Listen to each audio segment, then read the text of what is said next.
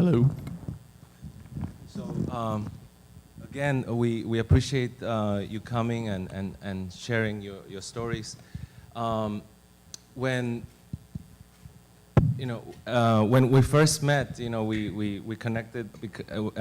When I first met Bill, there were some great connections, and one of them was this sense of gratitude, because Bill is my personal hero. He's in a way, because like many of us here in this conference, I'm a Korean background, and you're I think the only Korean War veteran that I know personally. And if it wasn't for you and the sacrifice of many U.S. troops, there's a lot of American blood in the Korean peninsula, and if it wasn't for that, this wouldn't be happening today. So I want to express appreciation for that in public, and I want you to share with us a little bit what was Korea back then. Yeah. Yeah,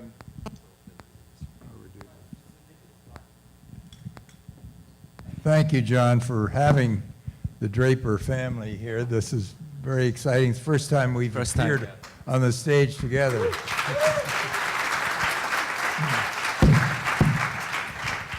Other than at family brunches on Sundays. John and I did meet. He's an entrepreneur, and I'm a venture capitalist, and that's like yin and yang. And we have a very strong admiration in our small, which is mostly now foundation. I don't do any venture work anymore, but we have a great admiration for this guy. He's active and energetic, and he's done a terrific job to pull all of you together. So I'm delighted to be here.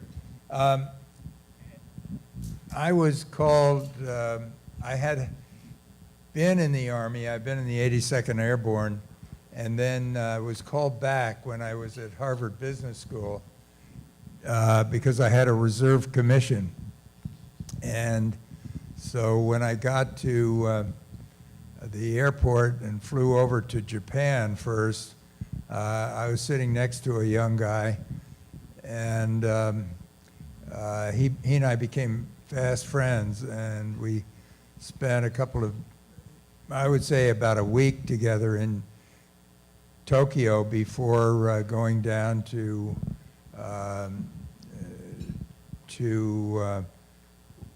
we took the ferry over to Busan, and then a troop train up to the front line, which was in the Iron Triangle near Kumwa. We then separated, and he went into one company and I went into another, and we were both second lieutenants, platoon leaders. I went over the first chance I got to see how he was getting along, and he was just putting on a flak jacket and about to go out on a patrol that night, and I didn't think much of it, except the next day I learned that he was killed that night. And I talk about that in my book because I point out how lucky some people are and how unlucky others are. And we were both 24 years old, and I've had a very exciting, a lot of variety in my life, and that one was snuffed out. But I think of him often, and I think his life was not in vain, because there's a book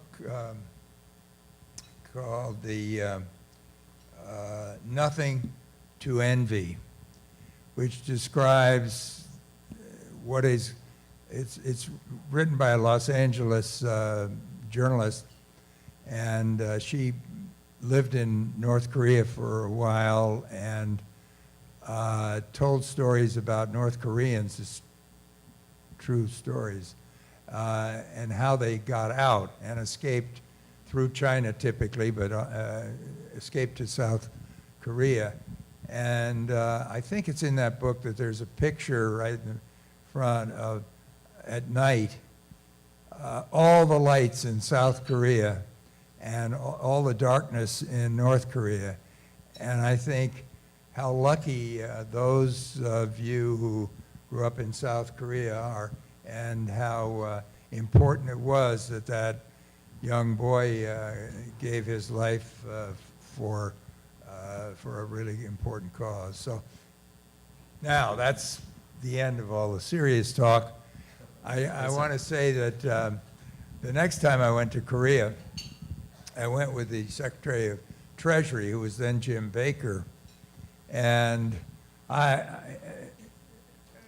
he got off the plane, and by the time the cameraman got the picture, he got a picture of me coming off the plane, and the headline the next day in the paper with a big picture of me was, Secretary of Treasury of the United States arrives in Seoul.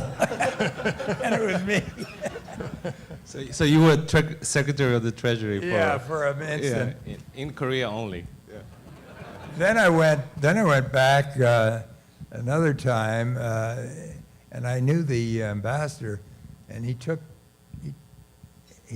gave me a very good visit. And then we went to a small restaurant, and he lined me up with a beautiful girl, and I still, and you know, each of us, it was a party in a way, and but a small one, and each of us would have to sing a song to, you know, break down any tension there was. And of course I sang Old Black Magic, as you can imagine. This is a very strange experience to listen to this.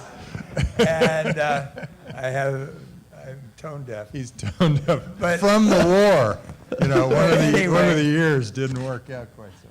Anyway, my regret is the chauffeur drove me and this girl back to the hotel, and I, to this day, regret saying goodnight to her right there at the car. So that's the end of that story. I love Korea.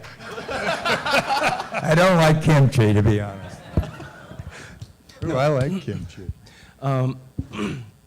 The other link that I want to bring is, you know, during your decade or a little over a decade of public service between your time in Silicon Valley, then Washington, D.C., then in New York, you headed the largest multilateral aid agency of the UN Development Program, and that's where I started my career as well.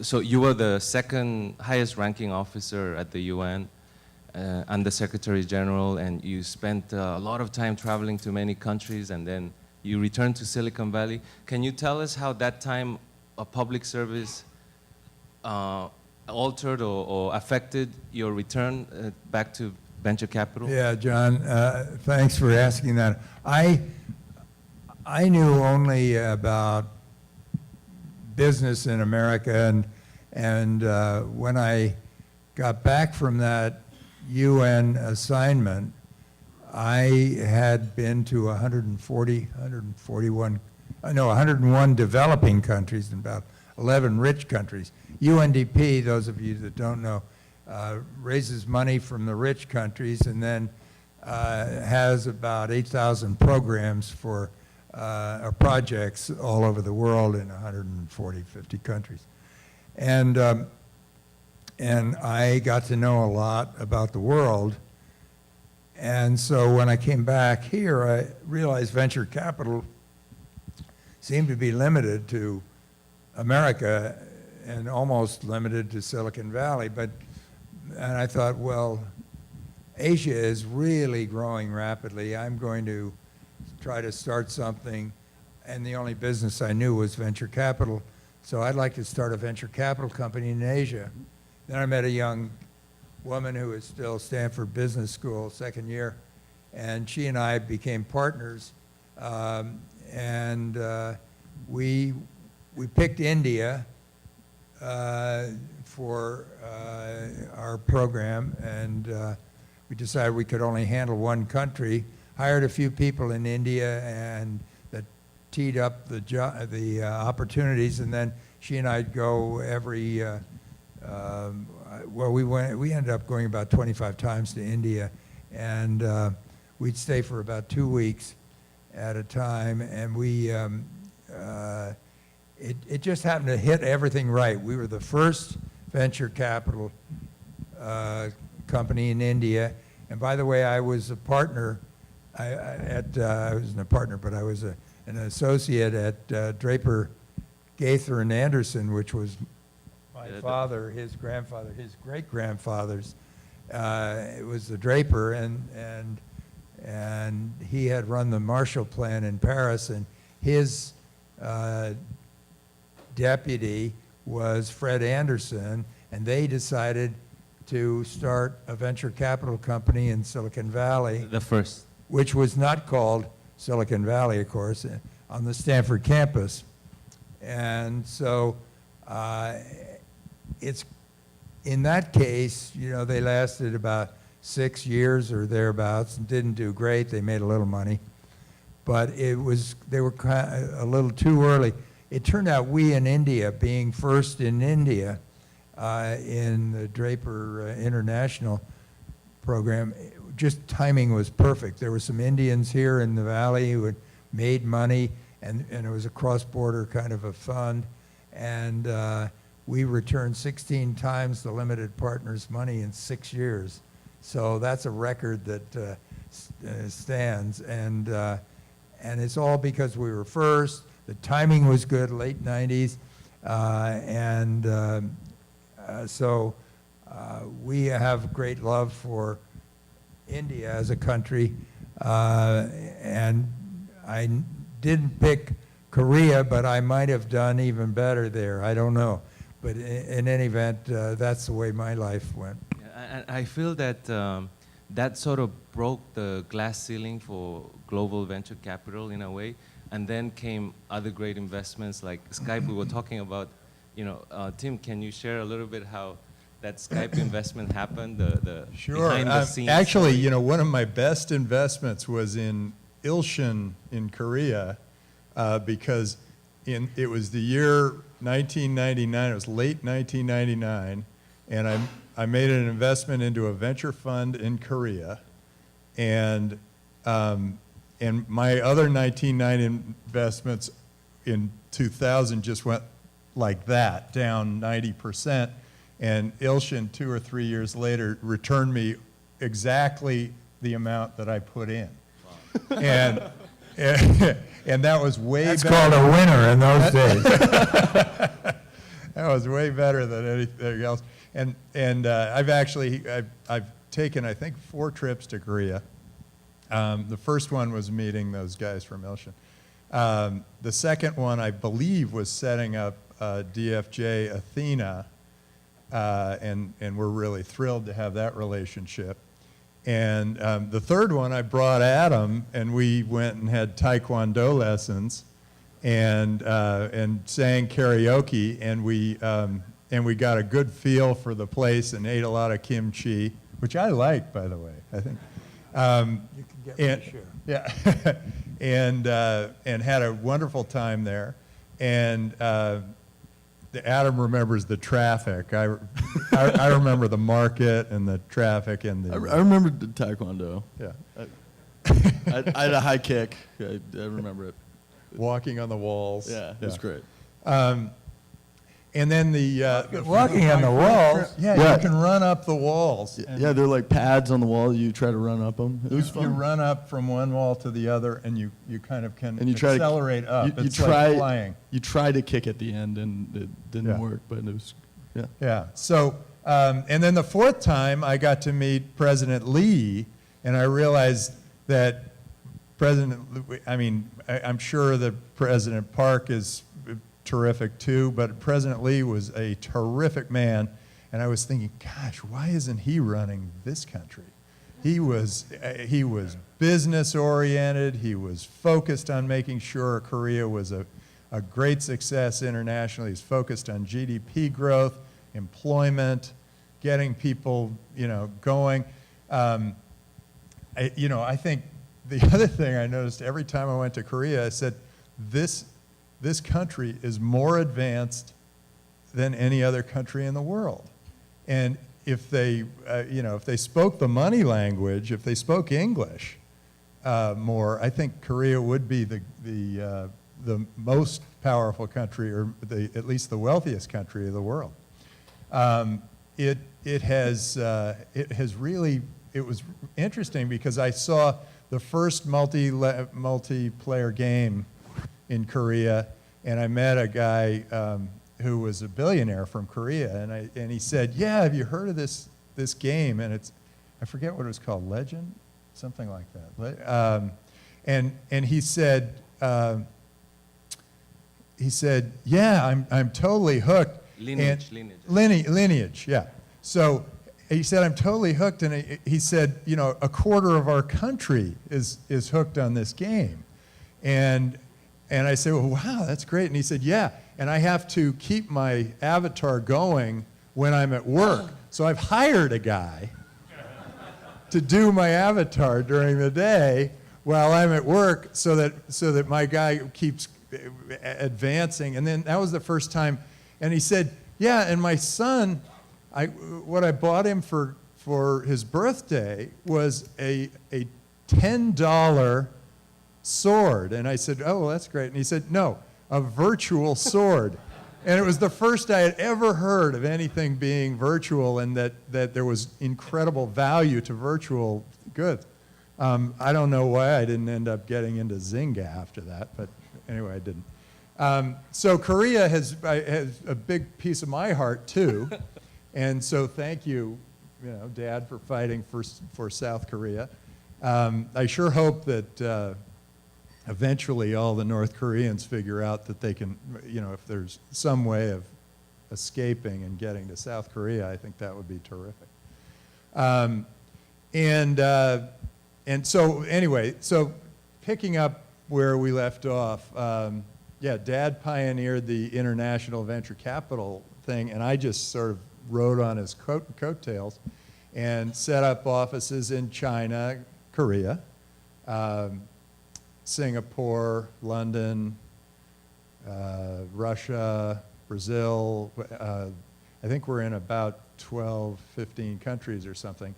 And by being first, we were able to sort of capitalize on, funding the search engine for China, or finding Skype. In China, we also had Focus Media and YiPay, two other companies that are probably worth several $billion. And it was interesting for us. I'll give you a little of the Chinese experience. When we first funded Chinese companies, it was really because Dad, when he was at the UN, he took me on a trip to Beijing, and we drove in the only car on the only paved road to the only Americanized hotel at that time. And I got to go back to China about 15 years later, and I saw that there was this build-up potential for a free market economy, and people were really ready to go. And then when I started investing in China, I started by investing in 3 or 4 companies that said they had really good government connections, and we lost all our money in those. And then I thought, well, how do we really make money here? And it's really to invest in those really extraordinary individuals, these creative, driven, young, dynamic people who really want to change the world in one way or another. And here they are. And so we started to fund some of them, and that's how we ended up backing Baidu and Focus Media and then ultimately YiPay and a number of others. And Perry Ha will be coming and talking to you about the interesting things that have been happening at DFJ Athena. So maybe we pass the so torch. I'm coming at this from a slightly different angle. I have not met the president of Korea. I'll meet the next one.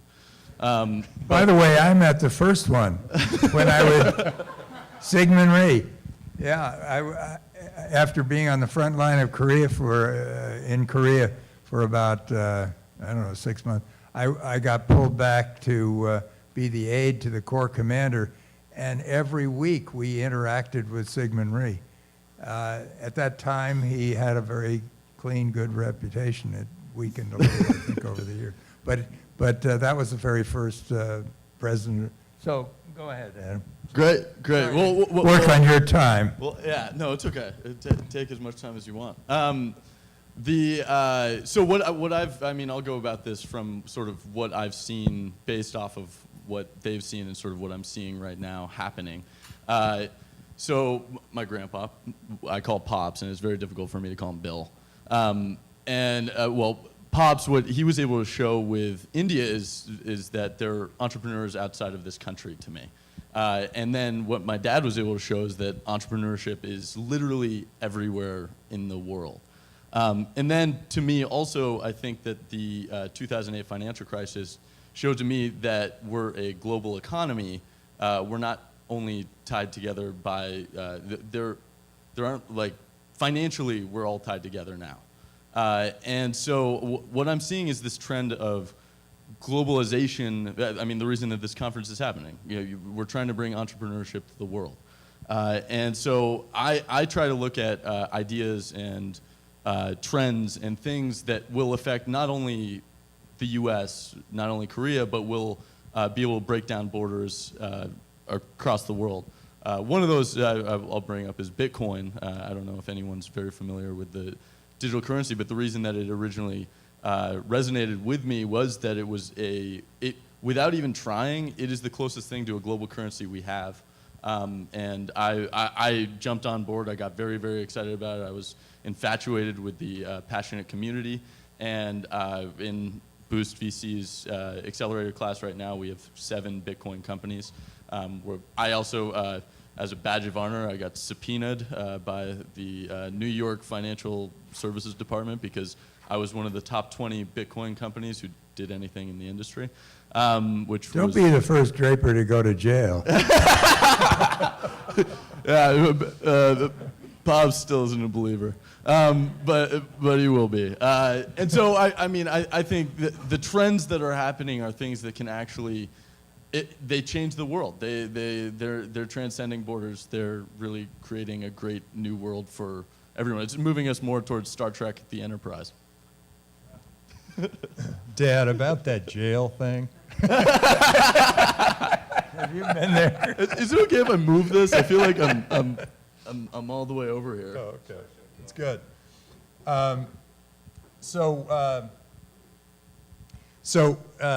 It is interesting that now Adam has this great incubator Boost that has attracted companies, people from all over the world. And I think that's a tribute to him and to the Silicon Valley being a great attractor of entrepreneurship. And I think that credit goes to the people who sort of set that whole environment up about 50 years ago. This guy. Yeah, where Dad and his buddies set up the venture capital community, and Hewlett and Packard allowed their employees to moonlight, and Intel made its big breakthrough. And back then, California had the best education system in the world. Literally #1 amongst the states, and the U.S. had the best education system at that time. And we've rested on our laurels sort of long enough. I think it may be time to shake that back up. And now I know that Korea has a terrific education system, and so naturally 50 years from now it might be an entirely different story. But I felt a little bit of this, that America was sliding a little bit and California was sliding a little bit. And so I set up Draper University of Heroes because I think the world needs more heroes. And it's interesting to me to know that now it's interesting. Korea, your government is knocking on my door, making sure that many, many Koreans come to Draper University of Heroes, so I really appreciate that. More than half of our students are from international, and now fewer and fewer are coming from the U.S. It's quite extraordinary that there is that incredible dynamic to come to a school that breeds entrepreneurs. It's coming from all over the world. You know, I was going to hold onto this question towards the end, but just in case we run out, I'll bring it up right now. You know, the first venture capital in Silicon Valley was your father's, Draper, Gaither and Anderson. And my understanding from reading Bill's book, which is a fascinating read, I read it once again to prepare for this talk, and I read it again in 2 nights, so it was great. What are you doing tomorrow night? Watching Breaking Bad. but anyway, so my understanding is that that was the first VC, and they pioneered what is now commonly used as the LP model, where limited partners invest in a venture capital fund, and then the general partners manage, and that's how basically most VCs today function. But now today, and I know Adam's been involved in this area too, we have sort of on the other end of the spectrum, crowdfunding, and you know, we have AngelList, you know, Kickstarter, and so on. Where do you see this going? Do you think we're going to have, you know, anybody now being able to invest in the next Googles of the world? Do you see the traditional LP model continuing to be there? Your general thoughts on that? Why don't we ask Adam? He's closest to it. Yeah, so I think crowdfunding is really interesting. I actually launched Boost. Originally was a crowdfunding site called Boost Funder. We were connecting investors and entrepreneurs. It was actually, we came up with the idea before it was called like crowdfunding officially.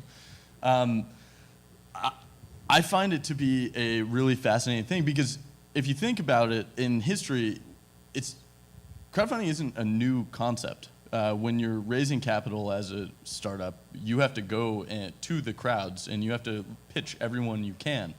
The power of what now is called crowdfunding is that we can use this vehicle called the internet in order to access large amounts of people out there in the world who can actually, you're accessing a larger demographic of people, so naturally you might be able to raise more money. Obviously, I think what Kickstarter, what Funders Club, what all AngelList is now doing this, are all showing is that this is wanted. It's almost needed. It's the next generation of the friends and family round. You don't need to just depend on your friends and family to give you money. You can actually raise money or pre-sell products. Or I think it's already happening. I don't. Yeah, I mean, I think crowdfunding is a great wave that's. It's happening right now. It's a trend that's going on, and I'm excited about it. I actually think it's one of many things that are really transforming venture capital and the entrepreneurial environment. I think it's the LP-GP relationship is going to change, and I think the GP entrepreneur relationship is going to change. I think what's great about Boost and other incubators is that they allow the entrepreneurs to start at a new level where they don't have to do all the things that they used to have to do to get going. It's much easier. It's much quicker. It's quicker to incorporate. It's quicker to get your. You can incorporate with VentureDocs or LegalZoom. You can use e-shares to keep track of all the shares out there. You can, so I think that whole, you can then go to a Kickstarter angel list or other crowdfunding sites to get money from your customers and from investors. So we had a great company, a great experience where this guy created a watch where you could read your email and do it very subtly, on your watch. And I said, sure, I'll put some money into there. And then he came back to me. He said, God, I think we're out of money, and it doesn't look good. And we thought we might just put something up on Kickstarter. And I said, yeah, go ahead, put something on Kickstarter. And this is the Pebble watch, and the Pebble got $10 million on Kickstarter, $5 million worth of orders, and $5 million just from people who wanted to see him succeed. And suddenly he was not only in business, but taking over the watch display business. And so this is a whole new thing. And at that time, venture capitalists were saying, God, I'm not funding any hardware. And just because that, you have to hold inventory and you have to do all these horrible things. Now they're saying, hey, yeah, I'll invest, and then you can put it up on Kickstarter, and off you go. I would just add I don't disagree with anything that's been said, but I do think that there will always be an important role for the venture capital community, and that is the combination of coaching, introductions, tweaking the strategy of the entrepreneur. There's a relationship between the entrepreneur and a good venture capitalist that is very, 1 and 1 makes 3. It really is important, I think, for an entrepreneur to have some interested partner who's interested in building the business, perhaps even beyond the vision of the entrepreneur, and patient investor, an investor who is a partner and not an antagonist. So I think there will always be a role that will be very important for the venture community. But certainly this other element of financing is a whole new ballgame and very interesting to watch. It's also exciting to see the trends of it's never been cheaper to start a company and it's never been easier to access capital sort of start to merge together. So now hardware's hot with venture capitalists because all of a sudden the public chooses whether or not an item is going to be created. Thank you for those thoughts. In a way, Silicon Valley has been global for a long time. A lot of the big entrepreneurs of today come from overseas. Yahoo, Skype, Hotmail. Can you mention a few of those foreign-born entrepreneurs that really, you mentioned many of them here in this book, but that really impressed you, and and how you see more of those global entrepreneurs coming to Silicon Valley and succeeding? You might talk about David. Yeah, that's a good idea. My first, one of my earliest investments was with a guy named David Lee, who came to me and said he wanted to start a company with a daisy wheel printer. Well, I had no idea what that was. And they said, well, the IBM Selectric has that golf ball sort of printer, typewriter, and I'm going to replace that. Well, I thought that was it was a very popular typewriter at the time. And he was from China, had come over to Silicon Valley, worked for another company that we had backed called Diablo in the disk drive field. And this daisy wheel printer idea was to have a very light plastic circular disk that had on the edges the alphabet, and it would go either left or right because it had a computer in it, which was sort of novel in those days. And anyway, David started a company called Cume, Q-U-M-E. David made a lot of money on Cume. We made a lot of money with Cume. And Selectric typewriter you don't see anymore because this was really the first, in a way, it was the first word processor. So then I happened to be president of the Harvard Business School Association here in San Francisco at the time, and I said, you know, we should have a dinner and honor the Entrepreneur of the Year. And it was at that time about a board of 4 people, and we had our dinners, and there were about 24 people that would come to the dinner. And so we did this and honored him because it was my idea, so I said, and I got a great idea for the man who I think is the Entrepreneur of the Year, David Lee, Chinese background. And that was, I got to tell you this story. I told him to park in the Bohemian Garage in San Francisco because we were meeting at the Bohemian Club at that time. And he parked there. He and his wife and me and my wife walked down to get our cars, and they said, "I'm sorry, Mr. Lee, your car's been stolen."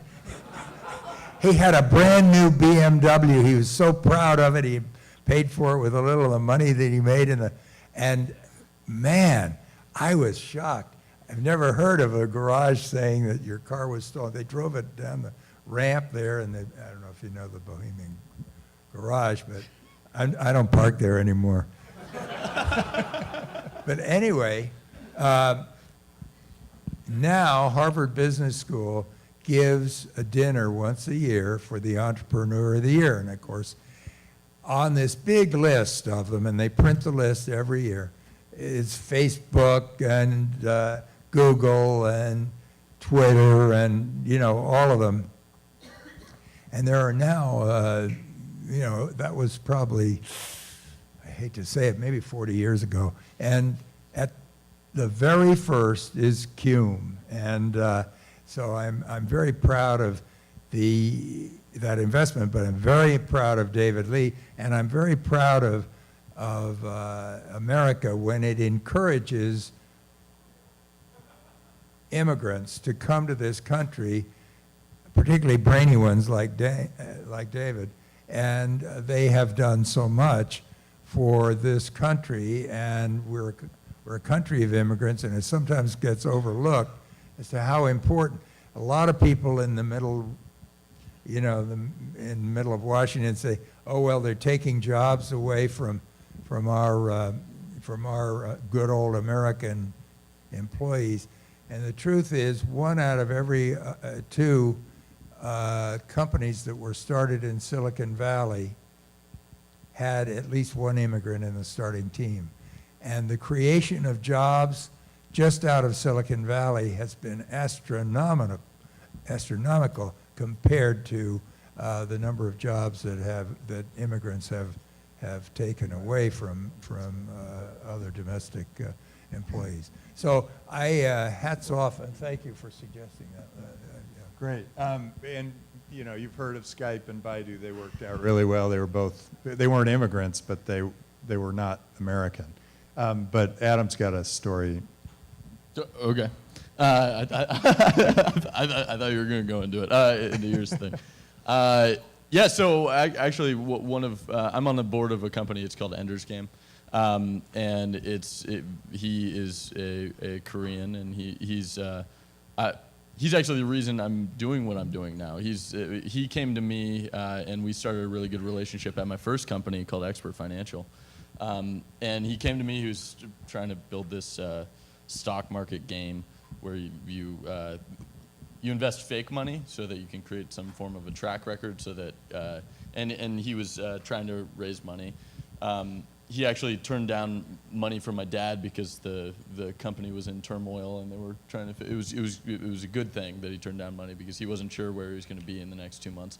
But then I worked with him over the next 2 years, or year. Now it's been 4 years, but okay. So then it had been 1 year to build out a plan to build something called Wall Street the Game, and he was really passionate about this idea. It has since transformed into a studio that develops really, really fun asynchronous games. And he has, the influence he has had on my life was that I found what I love to do, which is help passionate people do what they love. And I created that into a career over the course of that time. He was the first person I had helped come up with their idea, build product, and raise capital. So if I have anyone to thank, it is him for, that's. And actually, immigrants were leaders in parametric technology, Tesla. These are your investments. Yeah. Elon Musk. Skype and Baidu were outside. Pretty much all of our big successful investments were led by someone from outside the U.S. Well, thank you, and I think that's, as you can tell, this talk can go, all day, and we really appreciate that at least we could capture you for this treasureful 40 minutes. And we have the opportunity to indulge your time a little more. We asked you if you could judge 5 of the great Korean startups, and you very kindly agreed to do so. So this is a treat that I would have loved. I think any entrepreneur would have loved to be able to pitch to all 3 Drapers at once. I don't think Actually, it's. has this ever happened? Yeah. No. This is first time in history. Our wives might think differently. Yeah.